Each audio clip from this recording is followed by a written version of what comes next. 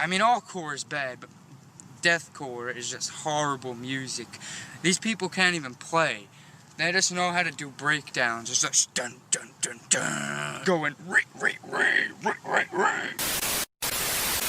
Today we are ranking, God help me, 55 metalcore and deathcore albums from 2024, starting with Within the Ruins with Phenomena 2.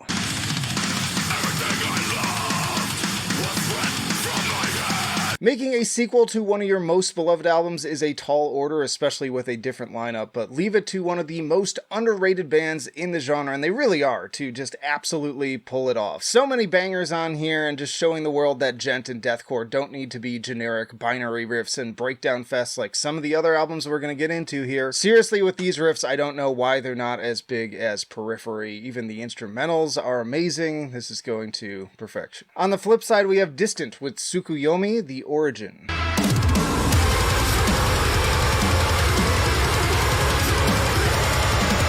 Once more, I want this Dutch and Slovakian deathcore group to succeed so badly, but I just can't fully get behind this release. Much like with the previous albums, there are glimmers of intrigue, but taken as a whole work, I just find much of the songwriting to be very generic. I hear people say like, but bro, the atmosphere, whenever I say that, but on that level, it's still just nothing here that I don't hear other bands doing just as well or better, while still offering some more interesting composition and performances, so... Sorry, but this one's going to okay. You gonna cry about it? We have Underneath with The Gut of Gaia.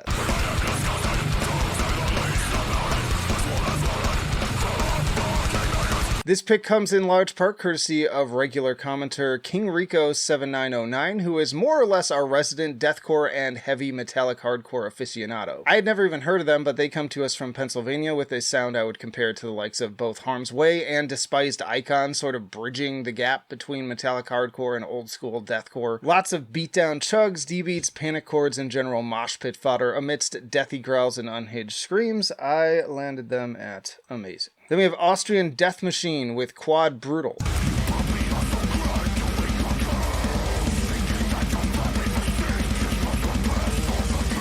Tim Lambesis is back with 2 albums this year, and this time we're talking about his first album in 10 years from his other project. This one centered around the action movie exploits of the one and only Arnold Schwarzenegger, and the riffs will certainly sound familiar, but with an iron-pumping, high-octane twist. I too have misgivings about Tim as a person, but I can't deny just how well this taps into the part of me that religiously listened to records like Frail Words Collapse and An Ocean Between Us throughout high school and college.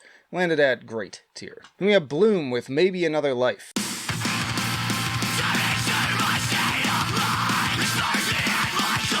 This Australian band have a melodic sound I'd most closely compare to Under Oath, leaning heavily into emo influences while still incorporating some heavy sections. Now, as much as I love Under Oath, I don't think that the pacing here is quite as strong, and the ratio of soft to heavy is a bit more in favor of the former for my taste. That said, strong performances and nothing here I have a real problem with, no SoundCloud rap or anything like that, and while it's certainly a bit sappy, I don't find it cringe like some of the newer metalcore acts out there, so landed at good. Then we have Enterprise Earth with Death, an Anthology.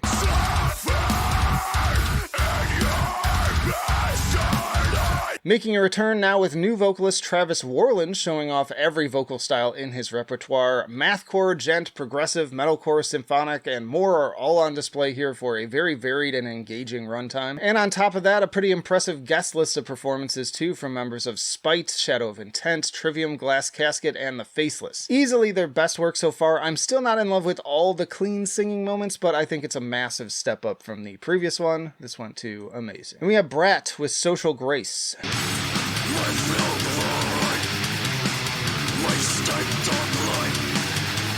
This California band caught my attention with their pretty entertaining music videos and all-around heavy sound. Really, there's enough grindcore and death metal elements here too to put me on the fence about where they actually belong, but I'd say they're just outside of the line with Venom Prism, just over the other side. Regardless, headbanger of a record that I'm certain is destined for some serious live mosh pits. As far as listening to the record front to back though, I still feel like something is kind of missing.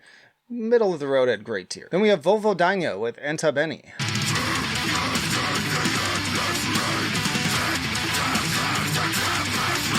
The South Africans haven't skipped a beat with new vocalist Luando Prusent, and frankly, this is possibly the best that the performances and songwriting have been to date, if you ask me. Feeling a similar spooky vibe that I did from the last Carnifex record, right down to the haunting organ intro. Tracks like Randlord in particular are such a fun mix of groove, shred, and melodeath-inspired hooks.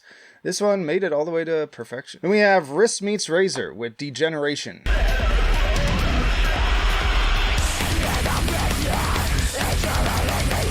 This US band's sophomore effort brings a very early 2000s vibe to both their nu metal look and early metalcore sound. So much so that it sounds like it could have come out in the midst of classics like For A Word's Collapse and Alive or Just Breathing, especially when they break into the China symbol on Trepanation or those riffs on Xeroxed Reflection. On the flip side, the riffs could use a lot more variety and can get a little grating, and the opening track gets a bit too nu metal in a bad way, I would say, even as a fan of that genre. I also wish they would change their name, as I just kind of find it cringe.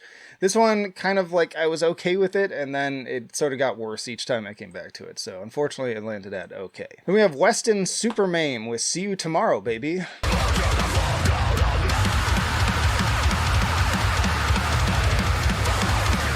This Oregon project reports broad influences that include Meshuggah, Will Haven, Crowbar, Carbomb, and Humanity's Last Breath, and also features guest spots from members of Surreption, Blindfolded and Led to the Woods, Frontierer, the last of which, along with Carbomb, is what I would most compare this album to. The guitars feel like just another rhythm section to back the more interesting elements a la Darko on tracks like Johnny Mnemonic and Kryptonite Renegade, while others like the Bare Maximum feel more directly influenced by albums like Nothing and Obzin. I landed this one at amazing. Then we have Filth with Southern Hostility.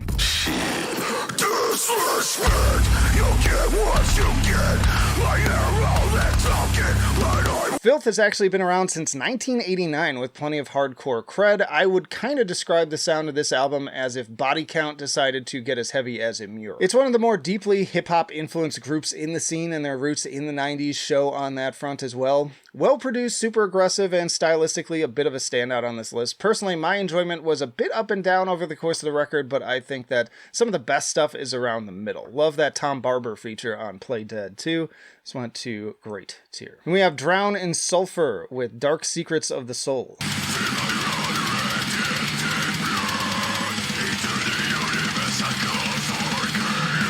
I'm kind of a sucker for good symphonic deathcore, so sampling a few tracks from this album initially made me excited, and on that front there is plenty to enjoy here with just how massive it can sound. That said, this is no shadow of intent. There are some real high points and heavy moments, but then as you dig into certain tracks like Lotus, you find these kind of corny whisper vocal moments and just elements like that that take me out of the experience. So in the end, it landed at good tier. Next up is Anna Pest with You and Me at the End of the Fucking World.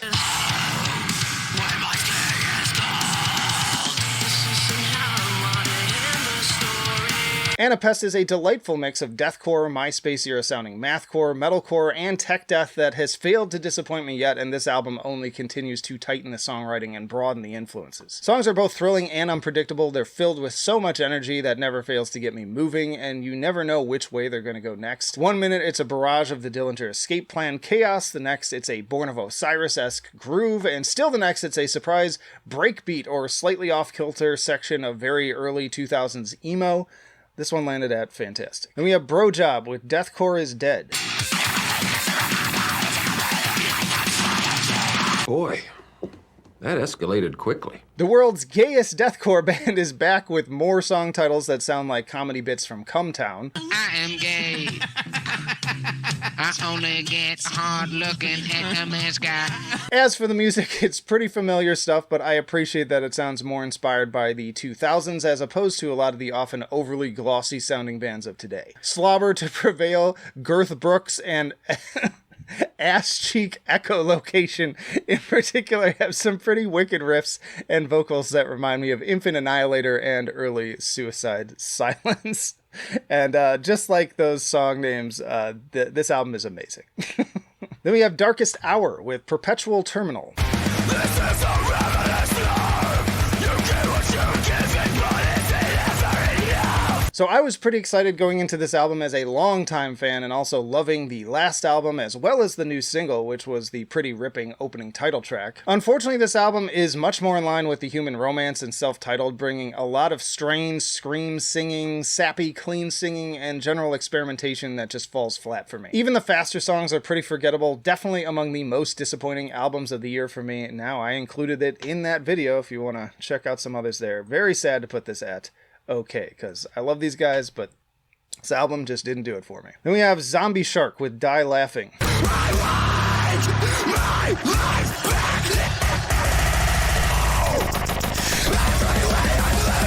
Maybe a little bit of a stretch on this list, but this MySpace era cyber grind project is just more violent fusions of industrial breakbeat, mathcore, hyperpop, Nintendo core, and grind. 16 tracks over just 30 minutes. Every second is jam-packed with dense and unpredictable shifting soundscapes, seemingly designed to twist your brain into knots. I could draw some stylistic comparisons to Darko and The Armed. This landed at perfection, and also the main guy behind this band, Corey, did the designs for our Metal Trenches t-shirts, so you can check those out in the merch shop if you're interested. He does great work. That is not why he landed at perfection, though. This album is sick.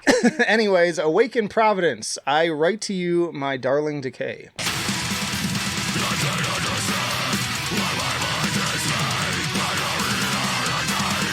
This New York band also has a very grandiose symphonic style, really emphasizing the brass and strings over the riffs, and I feel like they maybe take influence from like Cradle of Filth with that album title too. That very much sounds like a Cradle album title. But anyways, also throwing in a few clean vocal sections as well as some female operatic elements. I will say the primary cleans could use a little work both in terms of songwriting and performance, but overall I like the effect and would recommend this to fans of bands like of Sulphur, Worm Shepherd, and Mental Cruelty. Went to amazing. Then we have A Scar for the Wicked with Acolythus.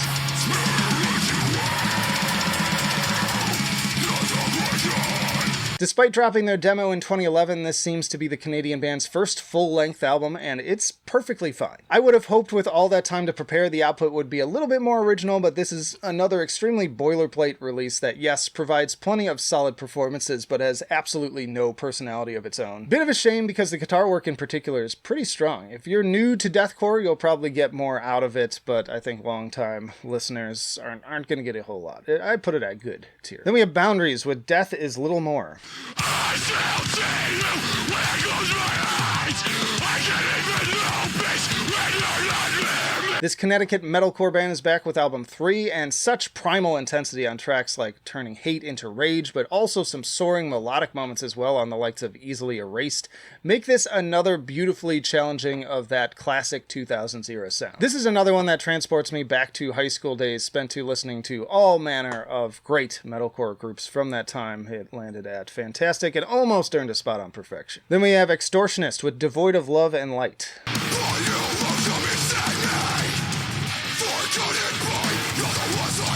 Also album 3 from this Idaho crew, and this came at pretty good timing as I was just digging back into some of my favorite new metal albums when it dropped, and the clean singing elements here definitely warrant some comparisons to that sound as well. Unfortunately, the djenty guitar work feels very generic, and while the singing adds an interesting dynamic, it's not written in a way that I find particularly memorable, so kind of interesting, not great. I put it at good. And we have Grayscale Season with I Feel Something New.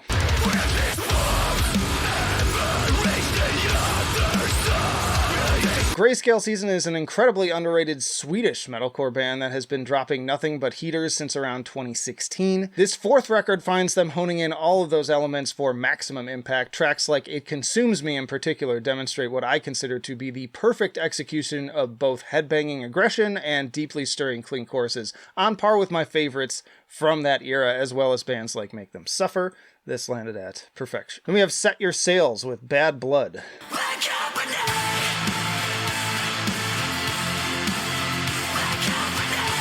The second studio album from this German band, and there are aspects of this album that I do like, especially when things get heavy, but unfortunately in between those moments there are just too many of the same cringy problems I have with more of the modern metalcore bands of today. Tracks like The Best of Me already annoy me with the generic pop tropes, but then others like TFMF take things to another level of lame with the super corny bang bang lyric and a vocal performance that comes way too close to OTEP for my comfort. It landed at okay. Next up is Yellfire with Dear Gods.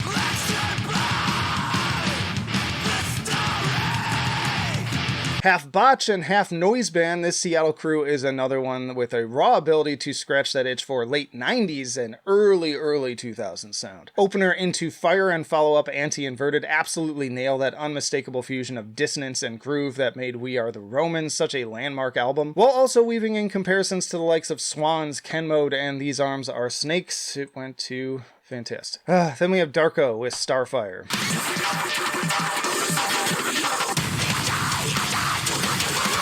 I have loved everything that this deathcore duo has put out so far, so no surprise that I was very much looking forward to it, but ultimately this was their first letdown for me and another big disappointment on this list. My personal favorites here are Death Charge and the almost Static X sounding Chrome Moon, but sadly I will say that this record exemplifies why you need people around in the studio to keep artist ambitions in check. At a whopping hour and 11 minutes, this thing is definitely bloated, and ultimately I liked it less and less every time I went back to it. It's my least favorite of theirs so far. It's still interesting, it still stands out from the pack, but it's just not perfection tier like past albums have been. I put it at great. Then we have While She Sleeps with Self Hell.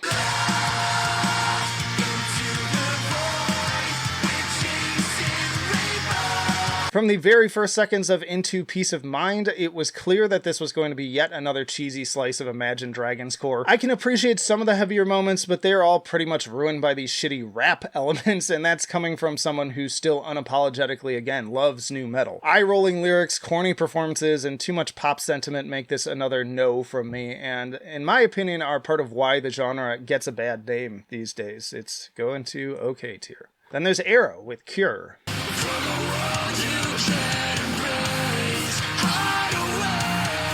Now I know that this Alabama band is currently Alabama Man. I wanna be just like Alabama Man.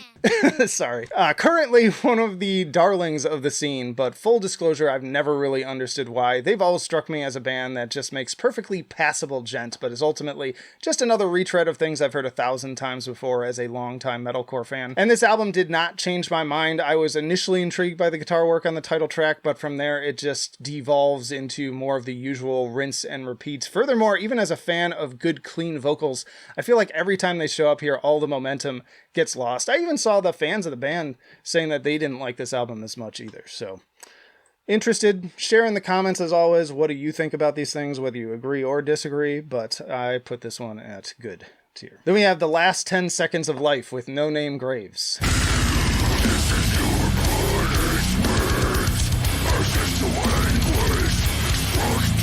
New album, new lineup with this Pennsylvania crew down to just guitarist Wyatt McLaughlin in terms of original members since 2010. Something I appreciate about these guys, though, is that they ignore most of the oversaturated modern deathcore tropes in favor of something just pure pummeling and often hardcore inspired, like one extended breakdown, but not in a ever boring way. These are some of my favorite like vocal performances on this list. Just I find myself doing the stank face and just, this is your punishment.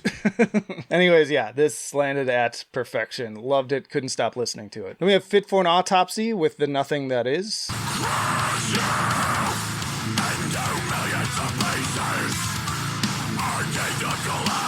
Will Putney going hard twice in 1 year, twice in 1 month, actually. We'll get to the other one soon. But I swear this band just keeps getting better and better with each album, and some of the riffs on here rival Sixth and Periphery in both catchiness and technicality. And with the approach to clean vocals, I'd also call this a bit of a spiritual successor to Architect's albums like Lost Forever, Lost Together with a deathcore twist. Far more so than any of Architect's most recent albums, I would say. This landed at fantastic. Next up is Alpha Wolf with Half Living Things. Where did everybody go? I don't see a lot of movement, hear a lot of talking, not enough of the music. So again, I love early metalcore and new metal, and so this seems like it should be right up my alley. And right down to the record scratching on the opening track, I'll give these guys that they make for pretty fun, like turn off your brain and bang your head kind of music. It's like metalcore for Limp Bizkit fans. Solid heavy riffs and aggressive vocals, but as I approach my 40s, hearing new bands in this style comes off as more and more corny to me, I guess. Like in particular the tick-tock part on Double Edged Demise, and especially that Ice-T speech on the otherwise banger Sucks to Suck make me physically cringe. I also think the cleaner vocals are nasally and annoying, but fortunately there's not too much of that. Overall, fun, but not amazing. Put it at great tier. Alright, then we have Oceano with Living Chaos. Why are Never been a huge fan of these guys, but for no good reason, and they're actually from my old stomping grounds of Cook County. But yeah, this sixth record is turning me into one with its high-impact caveman deathcore and melodic and earworm hooks. Tracks like Mass Produced in particular really bring the pain with that disgusting bass tone, ominous riffing, and killer soloing. Also love the drift of the surprisingly blissful Darkness Rising and more technical flair of The Price of Pain. And the electronic elements and general groove on Wounds Never Healed gives me strong Brand of Sacrifice and Born of Osiris energy, which is always a plus to me. They landed at amazing. Then we have Seeyouspacecowboy with Coup de Grace.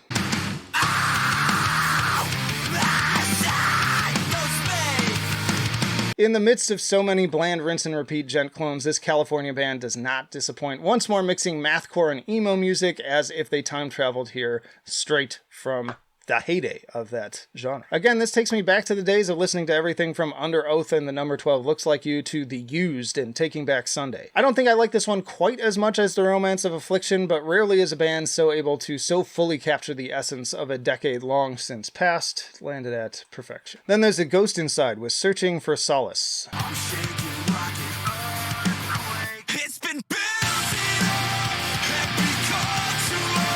Album 6 from this California crew formed in the 2000s, and unfortunately, while that's the era of the genre I prefer, I feel like this album also falls into a lot of the same modern tropes of other albums on this list in terms of the poppy, overproduced vocals and generic gent riffing. It's not as insultingly bad as While She Sleeps or Set Your Sails, but it's enough of a problem that I don't have any sort of drive to go back to it, save for maybe Death Grip and Cityscapes. This one also went to okay. Then we have Red-Handed Denial, A Journey Through Virtual Dystopia. You tried to fucking break me, suffocating. I was semi-interested in the fourth album from this Toronto band upon checking out opening track Parasite. Definitely sounds here that would appeal to Spirit Box fans in particular, what with the similar style female vocals and mix of aggression with soaring melodic sections. Unfortunately, just a track later, My Demise has me once more rolling my eyes at some of the lyrics, corny delivery and overdone pop elements in production. Very mixed bag here. You'll get good ones like One More Night and Smokescreen, but then others that are too soft even for me. I do like the very Nine Inch Nails meets synthwave sounding interludes. Despite me saying that kind of negatively, it still made a spot kind of lower on great. Then we have Knocked Loose with You Won't Go Before You're Supposed To.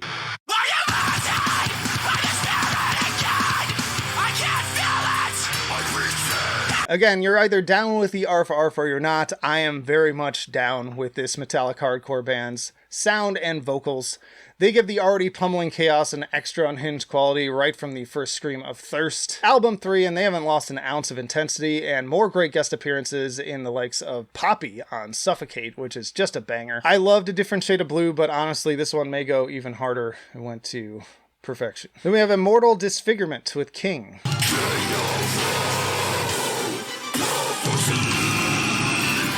I have most of the same issues here that I did with the last Lorna Shore album, and the added dynamic with CJ only makes those problems more distracting for me. Every song is a dense and overly blown out wall of sound that seems to be going for this grandiose atmosphere, but ultimately feels very hollow to me, unlike some other albums we'll get to in a bit. Lots of very generic riffing and orchestral arrangements to the point that many of the tracks just run together, and for all of his vocal gymnastics that I will give him credit for, it just really feels like CJ is trying too hard to outdo Will Ramos at this point. Not terrible, but went to good tier. We have Bring Me the Horizon with Posthuman Next Gen.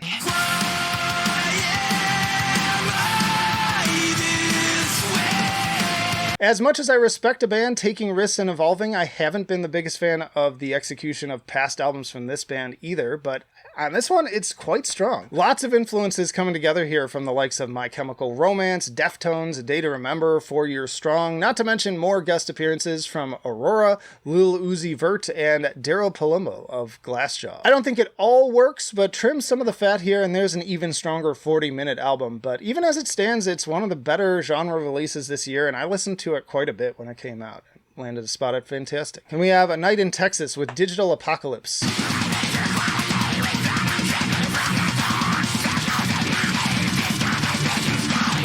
This Australian band really killing it with the guitar work and a sound right on the verge between deathcore and tech death. Insane riffing and ear-splitting vocals really put on the stank face again for me all the way through. Now, to be fair, as excellent as the techie riffs are, I started to feel like they kind of just wrote the same song 10 times. But even so, that song is so good that I don't really mind all that much from a caveman standpoint. It earned a spot at amazing. And we have Bad Omens with Concrete Jungle, the original soundtrack.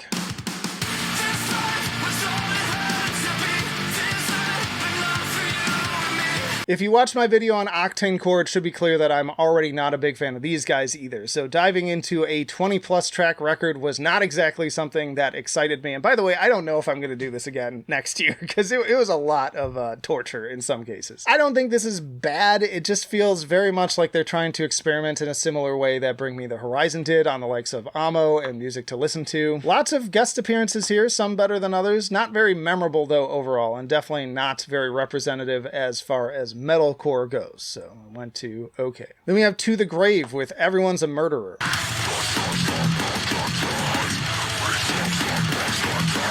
Not gonna lie, I was pretty disappointed with this release too, as I really enjoyed the previous records. Just feels like a lot of the more interesting earworm elements have been replaced with more generic sounding grooves and breakdowns, which was a sentiment I even saw from other fans in the comments of the singles. Also, the track names and lyrics are kind of cringe. I'm all for people choosing to be vegan or vegetarian, but this just feels like it was written by that annoying vegan teacher lady as opposed to cattle decapitation. So this one, still solid, went to great tier. Then we have Poppy with Negative Spaces.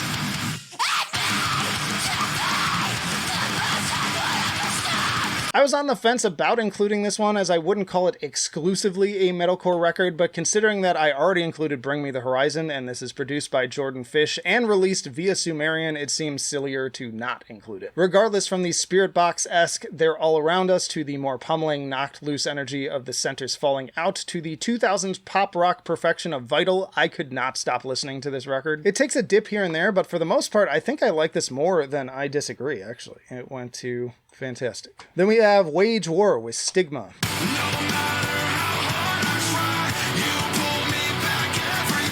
People in the comments try to defend this band against the Octane-core label, but give me a break. All the same tropes are absolutely present here, from the generic riffs and blown-out production to the cheesy lyrics and embarrassing attempts at hip-hop, as with Nails. That said, I'll at least concede that this has some of the catchier examples of the genre, with songs like Self-Sacrifice that are actually fairly memorable. Tombstone is a decent headbanger too. But then there's also cornball Post Malone autotune meets butt rock stuff like Magnetic. Oh wow, there's a breakdown though.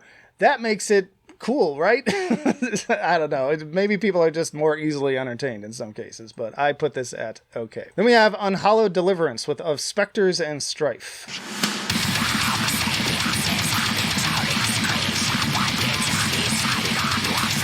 Craterous mix of modern tech death and deathcore elements with very professional sounding production. Every member here is bringing their A game, from the vocals to the crazy drumming and guitar work, but I think frequently it's the bass that steals the show. Lots of bangers here, but especially shout out to We Slither, Treatise on the Lowest Form of Mars, and Devil in the Basement. Some seriously insane grooves here too that had me thinking again of Brand of Sacrifice. They went to perfection. Next up is 156 Silence with People Watching.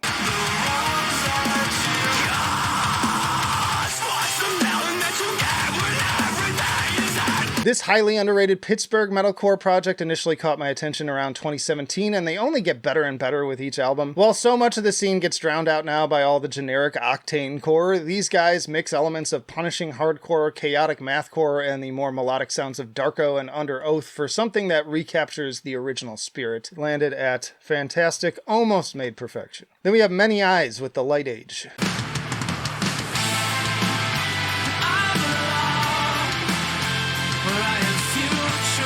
The much-awaited project of Every Time I Die's Keith Buckley, joined by Nick and Charlie Bellamore. And here it feels very much like Keith is channeling both the sardonic rebellion of his former band alongside the more melodic, rock-oriented influence of his work with The Damn Things. Unfortunately, this was another disappointment. While the heavy parts are pretty good, I don't think that the songwriting around the melodic sections is super interesting or memorable. You'd be better served with Greyhaven and also another release we're going to get to. But yeah, sad to put this one.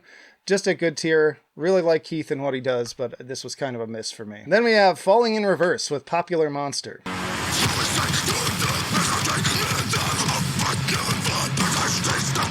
Honestly, it would be easy to make a scene and act like this is the 6 feet under of this list, but I don't think it's even close to the worst thing here. It has its moments and some interesting songwriting. Ronald is also a bit of a banger. That said, it's just marred by all of the repetitive, whiny lyrics and seeming constant need to rip everyone else's rap style instead of developing his own.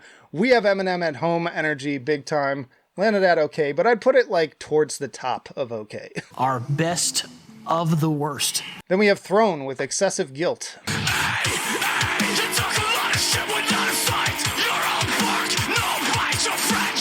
This Swedish band's album was highly recommended to me when I overlooked it in August, and it is 20 minutes of pure headbang, killer riffs with a bit of both Darko and what I was missing from the latest To the Grave release, in how they combine highly rhythmic chugging with more electronic sounding hooks. More of a new metalcore vibe on this one too, with the more hip-hop meets hardcore approach to the vocals. I put it at amazing. We also have Cane Hill with A Piece of Me I Never Let You Find.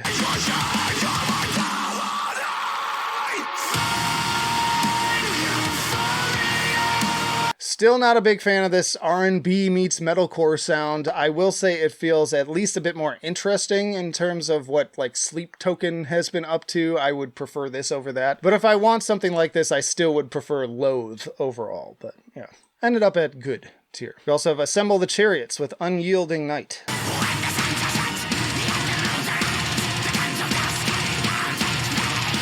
As long as we're discussing good deathcore releases, we need to talk about this Finnish band. I was initially worried that this would simply be another Lorna Shore and Shadow of Intent clone, but the further you get in, the more you realize that they are much more than that. Fusing all manner of symphonic metal from black and death to power metal, there are moments that feel like Septic Flesh, others like Dimmu Borgir, and still others like Rhapsody of Fire, and all delivered like this massive sci-fi epic. Landed at fantastic. We also have Kubla Khan with Exhibition of Prowess. Khan is king! I'm a fan of the particularly pummeling brand of metallic hardcore that this Texas crew brings, but honestly, I was a little bit like, this is enjoyable, but not like amazing. A lot of it is carried by the sheer heaviness of the vocals without an ounce of creativity in the guitar work. I'm not expecting technical or progressive stuff with them, but compare this to something like Harm's Way that continues to evolve in at least some ways. Still, I'm sure these songs would kill live, and there are some standouts like Theory of Mind, Low Tech, and especially the collab with Jamie Josta. I put this one at great tier. Then we have Better Lovers with Highly Irresponsible. Can you believe you saw yourself as a special mind, so slick and so sophisticated? The much anticipated debut full length from this Frankenstein, left from the ashes of two of my favorite bands, again, Every Time I Die and the Dillinger Escape Plan. And I'm happy to say that the outcome in this case is a very solid one. It's hard to not see this as most reminiscent of the latter band with Greg's usual chaotic vocals, but there are also plenty of those Southern Fried Every Time I Die riffs, as well as a few more brooding tracks akin to Greg's solo work. And let's not forget the addition of Fit for an Autopsy's Will Putney as well. As for who wins round one in terms of this versus Many Eyes, it's easily this one, like 1,000 times over. This is a fun album. It's really, really good. I'm going to put it at perfection. Then we have Kill Prez with A Dirge for Dregs.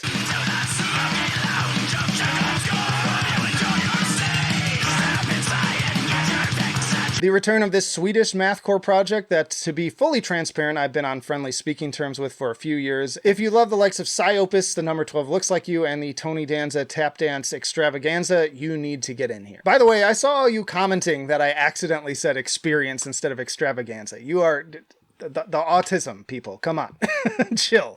Anyways, this is a chaotic cauldron of pure chaos filled with tentacles and spewing bodily fluids, the sonic equivalent of the last 10 minutes of The Substance, is what I said when it came out, putting it at fantastic. Then we have Make Them Suffer with Make Them Suffer.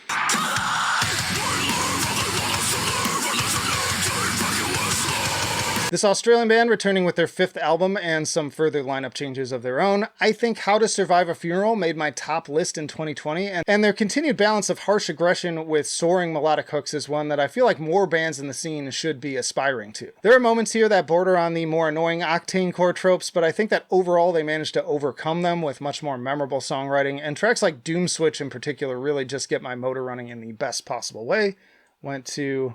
amazing. Then we had The Browning with Omni. We are lost and abandoned, left to rot by the 80s. Never been a big fan of this electronic core band, and this album didn't do much to change that. As a fan of 90s industrial and EDM, the fusion is fun, but I've yet to really have a track just reach out and take hold of me. Credit for just sounding a bit different than some of their peers here, with Poison being among my favorites. It wasn't at the bottom. I put it at good tier. By the way, also, I hate that band name. I don't know, every time I hear it, it just sounds so stupid to me. Then we have Worm Shepherd with Hunger.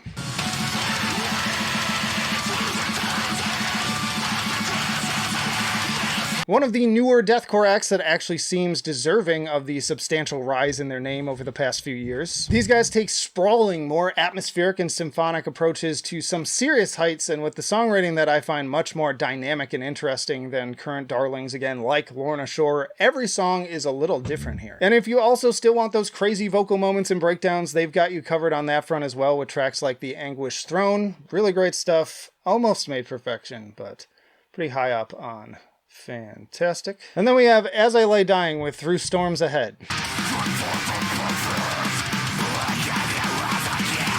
You know, it's never a great sign when your entire lineup quits on you twice.